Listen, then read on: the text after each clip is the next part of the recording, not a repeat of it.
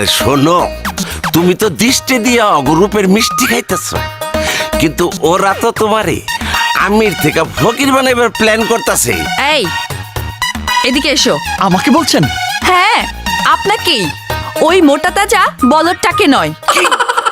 আমি মোটা তাজা বলো, মনে রাখো আবার অপমান করছে। বলুন। এর আগে কি কখনো মেয়ে মানুষ দেখনি?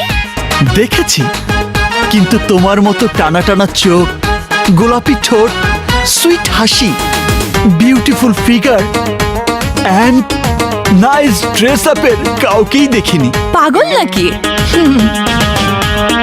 তোমার প্রেমের পাগল।